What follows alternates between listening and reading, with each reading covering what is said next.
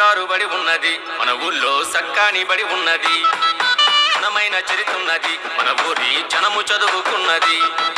అవ్వ తాతల కాలం నాటి నుండి మనకు లక్షణంగా అక్షరాలు నేర్పిన సర్కారు బడి ఉన్నది, మన ఊళ్ళో సక్కాని బడి ఉన్నది.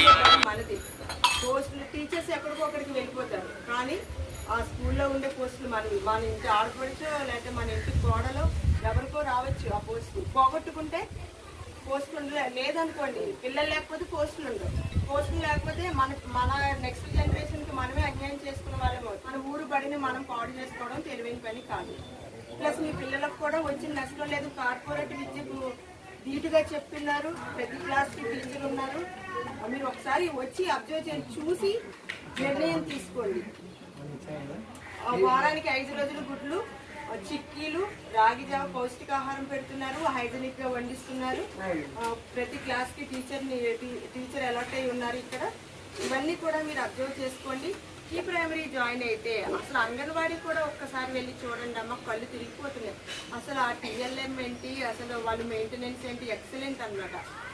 మీరు ప్రీ ప్రైమరీలో జాయిన్ చేస్తే 8th క్లాస్ వరకు మీకు చక్కగా ఉంది. ఆ స్కూల్ అట్మాస్ఫియర్ అంతా కూడా మీరు చూసి మంచి నిర్ణయం తీసుకుంటారంటున్నారండి. ఇక్కడ కూడా చాలా బాగా చూస్తున్నారండి. పెద్ద చదువులకు వెళ్ళిన తర్వాత మీరు ఆ ఖర్చులు ఉపయోగించుకుంటారు, కానీ అనవసరంగా ఇప్పుడు వేస్ట్.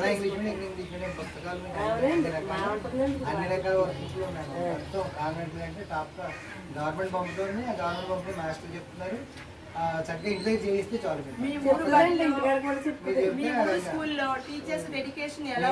వీళ్ళిద్దరు కాన్వెంట్ నుంచి మాకు రావడం చాలా సరిగా మీరు పసితనములోన ఆటోలో బస్సుల్లో ప్రమాదకరమైన ప్రయాణము వద్దు.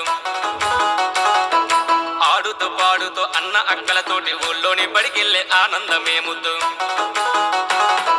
పట్టీలు పట్టించి బాల్యాన్ని చిరిమేసే ఒట్టిపోయిన చదువు మనకెందుకు పోయి. సృజనతో కూడిన సృజనాత్మకత ఉన్న సర్కారు బడిలోని చదువులే హాయి.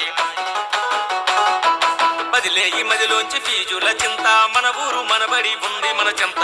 సర్కారు బడి ఉన్నది, మన ఊళ్ళో సక్కాని బడి ఉన్నది. ఘనమైన చరిత్ర ఉన్నది, మన ఊరి జనము చదువుకున్నది.